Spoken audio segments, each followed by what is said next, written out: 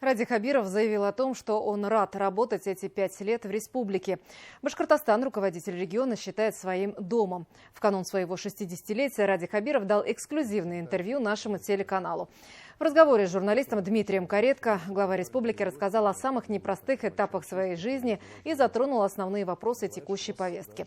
Рассказал, что трепетно относится ко всем детям и уважает современную молодежь за то, что они будут определять нашу жизнь через какое-то время.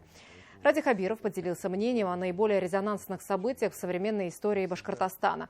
Горящий Сибайский карьер, ситуация вокруг Шихана Куштау, пандемия коронавирусной инфекции. Многие факты о деятельности главы Башкортостана получили огласку впервые.